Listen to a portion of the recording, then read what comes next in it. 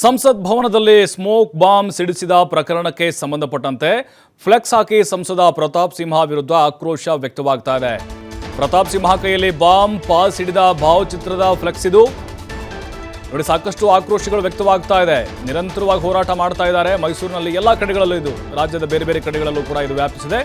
ಪ್ರತಾಪ್ ಸಿಂಹ ತಮ್ಮ ಸಂಸದ ಸ್ಥಾನಕ್ಕೆ ರಾಜೀನಾಮೆ ಕೊಡಲೇಬೇಕು, ಅದರ ಹೊಣೆಯನ್ನು ಹೊರಲೇಬೇಕು ಅಂತ ಹೇಳಿ ಪ್ರತಾಪ್ ಸಿಂಹ ಕಚೇರಿಯಿಂದ ಪಾಸ್ ನೀಡಿದ್ದಕ್ಕೆ ಆಕ್ರೋಶ ಹೆಚ್ಚಾಗ್ತಾ ಇದೆ. ನೋಡಿ, ಪಾಸ್ ಈಗ ಅವರ ಕಚೇರಿಯಿಂದ ತಗೊಂಡಿರೋದು ಬಹಳ ಕ್ಲಿಯರು, ಅದರಲ್ಲಿ ಯಾವುದೇ ಡೌಟ್ ಇಲ್ಲ.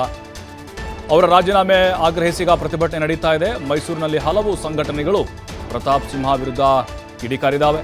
ಪ್ರತಿಭಟನಾ ಸ್ಥಳಕ್ಕೆ ತೆರಳಿ ಪಾಲಿಕೆ ಸಿಬ್ಬಂದಿ ಫ್ಲೆಕ್ಸ್ ಅನ್ನು ತೆರವುಗೊಳಿಸಿದ್ದಾರೆ. ನೋಡಿ, ಕೈಯಲ್ಲಿ ಬಾಂಬ್ ಇದೆ ಒಂದು ಕಡೆ, ಆಮೇಲೆ ಅದು ಒಂದು ರೀತಿ ಉಗ್ರರ ಚಟುವಟಿಕೆಗಳನ್ನು ಮಾಡ್ತಾ ಇದ್ದಾರೆ ಅಥವಾ ಅದು ಕುಮ್ಮಕ್ಕು ಕೊಡ್ತಾ ಇದ್ದಾರೆ ಅನ್ನುವಂಥ ಸಂದೇಶವನ್ನು ಸಾರಲಿಕ್ಕೆ ಈ ರೀತಿಯಾದಂಥ ಫ್ಲೆಕ್ಸನ್ನು ಅಳವಡಿಸಿದ್ದಾರೆ. ವಿವಿಧ ಸಂಘಟನೆಗಳು ಪ್ರತಿಭಟನೆ ನಡೆಸ್ತಾ ಇದ್ದಾವೆ. ಕಾಂಗ್ರೆಸ್ ಕಾರ್ಯಕರ್ತರು ಕೂಡ ಪ್ರೊಟೆಸ್ಟನ್ನು ಮಾಡ್ತಿದ್ದಾರೆ ನಿರಂತರವಾಗಿ. ನೋಡಿ ಯಾವ ರೀತಿ ವ್ಯಂಗ್ಯ ಮಾಡ್ತಿದ್ದಾರೆ ಅಂತ ಹೇಳಿದ್ರೆ, ವಜಾಗೊಳಿಸಬೇಕು ಅಂತೇಳಿ ಪ್ರತಾಪ್ ಸಿಂಹ ಅವರನ್ನು ನೋಡಿ, ಸಾರ್ವಜನಿಕರು ಭಾಳ ಕುತೂಹಲದಿಂದ ನೋಡ್ತಾ ಇದ್ರು, ಏನಪ್ಪ ಇದು ಪ್ರತಾಪ್ ಸಿಂಹ ಈ ಅವತಾರದಲ್ಲಿ ಅಂತೇಳಿ. ನೋಡಿ, ಅಲ್ಲಿಬ್ಬ ಬೈಕ್ ಸವಾರ ಹೆಂಗೆ ನೋಡ್ತಿದ್ದಾರೆ, ಹೋಗೋರ್ಬೋರೆಲ್ಲ ನಿಂತ್ಕೊಂಡು ನೋಡ್ತಾ ಇದ್ರು. ಯಾಕೆಂದರೆ ಪಾಸ್ ಹೋಗಿದ್ದು ಇವ್ರ ಕಚೇರಿಯಿಂದ, ಅದು ಮನೋಜ್ ಕುಮಾರ್ಗೆ ಮತ್ತು ಸಾಗರ್ ಶರ್ಮಾಗೆ. ಕೇವಲ ಇಷ್ಟಿಲ್ಲ, ದೇಶಾದ್ಯಂತ ಚರ್ಚೆ ಆಗ್ತಿದೆ ಈಗ ಪ್ರತಾಪ್ ಸಿಂಹ ಅವರು ತಮ್ಮ ಸ್ಥಾನಕ್ಕೆ ರಾಜೀನಾಮೆ ಕೊಡಬೇಕು ಅನ್ನೋದು. ವಿವಿಧ ಸಂಘಟನೆಗಳ ಆಕ್ರೋಶಕ್ಕೆ ಕಾರಣ ಆಗ್ತಾ ಇದೆ.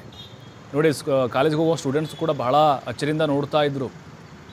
ಪ್ರತಾಪ್ ಸಿಂಹ ಅವ್ರನ್ನ ಕೈ ಮುಗಿದಿರೋ ಬ್ಯಾನರ್ ನೋಡಿದ್ವಿ, ಅವ್ರ ಪಕ್ಷದಲ್ಲಿ ಇರುವಂಥ ಬ್ಯಾನರ್ ನೋಡಿದ್ವಿ. ನೋಡಿ, ಕೆಲವರು ಫೋಟೋ ತೊಗೊಂಡು ಹೋಗ್ತಾ ಇದ್ದರು. ಒಂದು ರೀತಿ ಕಳಂಕ ಇದು, ಮುಜುಗರ ಇದು. ನಿನ್ನೆ ಕೂಡ ಅಷ್ಟೇ ದೊಡ್ಡ ಮಟ್ಟದಲ್ಲಿ ಪ್ರತಿಭಟನೆ, ಅವರ ಕಚೇರಿಗೆ ಮುತ್ತಿಗೆ ಹಾಕುವಂಥ ಪ್ರಯತ್ನಗಳು, ನಕ್ಸಲ್ ಬೆಂಬಲಿತ ಅನ್ನುವಂಥದ್ದನ್ನು ಬೆಂಬಲಿಸುವಂಥ ಪೋಸ್ಟರ್ಗಳು, ಭಯೋತ್ಪಾದಕ ಅನ್ನುವಂಥ ಬೆಂಬಲಿಸುವಂಥ ಪೋಸ್ಟರ್ಗಳು, ಬ್ಯಾನರ್ಗಳು, ಫ್ಲೆಕ್ಸ್ಗಳು ಹೋರಾಟಕ್ಕೆ ಕಾರಣ ಆಗ್ತಾ ಇದೆ. ಈಗ ಪ್ರತಾಪ್ ಸಿಂಹ ಅವರ ಕಚೇರಿಯಿಂದ ಪಾಸ್ ವಿತರಣೆ ಆಗಿದ್ದು ಮತ್ತು ಪಾಲಿಕೆ ಅಧಿಕಾರಿಗಳು ಬಂದು ಅಲ್ಲಿಂದ ಆ ಫ್ಲೆಕ್ಸನ್ನು ತೆರವುಗೊಳಿಸಿದ್ದಾರೆ. ಇದು ಮತ್ತೆ ದೊಡ್ಡ ವಿವಾದದ ಸ್ವರೂಪ ಪಡೆಯುತ್ತೆ ಅಂತ ಮತ್ತಷ್ಟು ಮಾಹಿತಿ ಪುನೀತ್ ನೀಡ್ತಾರೆ. ಪುನೀತ್, ಈಗ ಪ್ರತಾಪ್ ಸಿಂಹ ಕಚೇರಿಯಿಂದೇ ಪಾಸ್ ಕೊಟ್ಟಿರೋದು ಬಹಳ ಕ್ಲಿಯರು, ಬಟ್ ಅದಕ್ಕೆ ಜಾಸ್ತಿ ಆಕ್ರೋಶಗಳು ವ್ಯಕ್ತವಾಗ್ತಾ ಇದೆ. ಸಾರ್ವಜನಿಕರ ಕುತೂಹಲಕ್ಕೂ ಕೂಡ ಕಾರಣ ಆಯಿತು ಅಂತ ಈ ಫ್ಲೆಕ್ಸು ಅವ್ರ ಫೋಟೋ ನೋಡ್ತಾ ಇದ್ರೆ.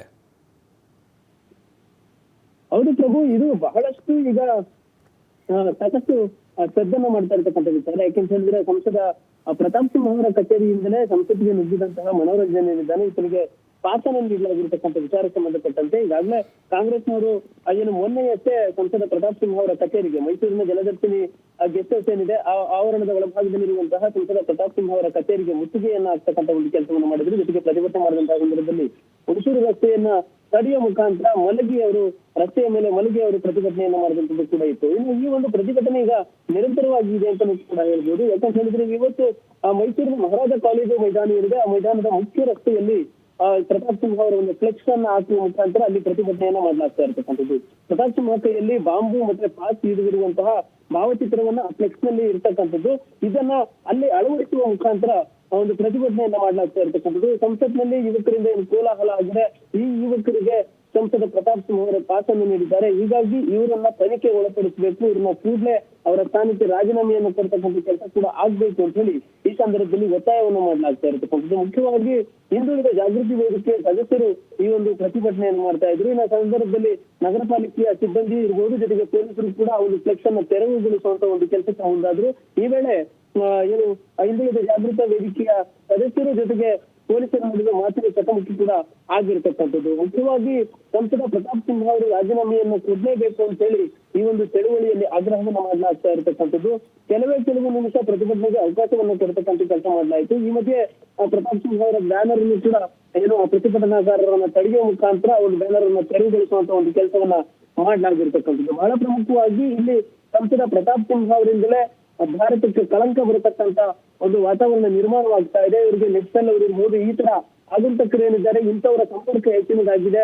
ಯಾವುದೇ ಪೂರ್ವಪರ ಮಾಹಿತಿ ಇಲ್ಲದೆ ಇವರು ಪಾಸನ್ನು ಕೊಡ್ಲಿಕ್ಕೆ ಸಾಧ್ಯ ಇಲ್ಲ. ಇವ್ರ ಬಗ್ಗೆ ಸಂಪೂರ್ಣವಾದಂತಹ ಮಾಹಿತಿ ಇತ್ತು ಇವರಿಗೆ, ಆದ್ರೆ ಇದುವರೆಗೂ ಕೂಡ ಯಾರು ಇವ್ರನ್ನ ಏನು ವಿಚಾರಣೆಗಳು ಕೊಡ್ತಕ್ಕಂಥದ್ದಾಗ್ಲಿ ಅಥವಾ ತನಿಖೆ ಮಾಡ್ತಕ್ಕಂಥದ್ದಾಗ್ಲಿ ಯಾವುದೇ ಕ್ರಮಗಳನ್ನು ತೆಗೆದುಕೊಳ್ತಾ ಇಲ್ಲ. ಜೊತೆಗೆ ಕೇಂದ್ರ ಸರ್ಕಾರದವರು ಈ ವಿಚಾರಕ್ಕೆ ಸಂಬಂಧಪಟ್ಟಂತೆ ಯಾವುದೇ ಮಾಹಿತಿಯನ್ನು ಕೂಡ ಅಂದ್ರೆ ಕೆಲವು ಪ್ರತಿಕ್ರಿಯೆಯನ್ನು ಕೊಡ್ತಕ್ಕಂಥ ಕೆಲಸಕ್ಕೂ ಕೂಡ ಮುಂದಾಗ್ತಾ ಇಲ್ಲ ಅಂತ ಹೇಳಿ ಆಕ್ರೋಶವನ್ನ ವ್ಯಕ್ತಪಡಿಸಿದಂಥದ್ದು. ಈ ಒಂದು ಸಂದರ್ಭದಲ್ಲಿ ಪ್ರತಿಭಟನಾಕಾರರನ್ನು ಮನವೊಲಿಸುವಂತ ಒಂದು ಪ್ರಯತ್ನವನ್ನ ಪೊಲೀಸರು ಕೂಡ ಮಾಡಿದ್ರು. ಜೊತೆಗೆ ಆ ಒಂದು ಪ್ರತಿಭಟನೆಯನ್ನ ನಿಲ್ಲಿಸುವಂತಹ ನಿಟ್ಟಿನಲ್ಲಿ ಕೂಡ ಪೊಲೀಸರು ಮುಂದಾದಂತದ್ದು. ಹೀಗಾಗಿ ಆ ಒಂದು ಫ್ಲೆಕ್ಸ್ ಅನ್ನು ಅಳವಡಿಸಲಾಗಿತ್ತು, ಪ್ರತಾಪ್ ಸಿಂಹ ಅವರ ಒಂದು ಫ್ಲೆಕ್ಸ್ ಅನ್ನು ಅಳವಡಿಸಲಾಗಿತ್ತು.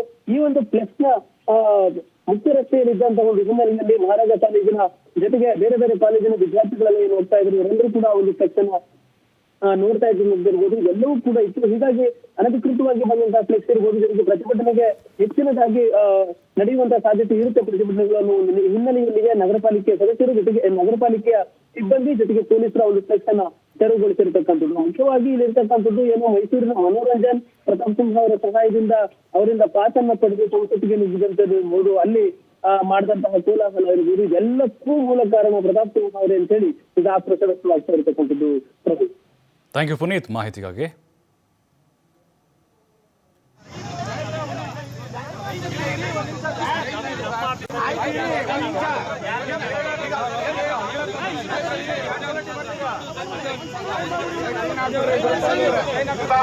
ಅಂತ್ಯ ಮಾಡಬೇಕು ಅಂದ್ರೆ ರಾಜಕೀಯವಾಗಿ ಅಂತ್ಯ ಮಾಡಬೇಕು. ಮಾನ್ಯ ಪ್ರತಾಪ್ ಸಿಂಹನ ರಾಜಕೀಯವಾಗಿ ಅಂತ್ಯ ಮಾಡಬೇಕು. ದಯಮಾಡಿ ಪ್ರತಿ ನಮ್ಮ 18-20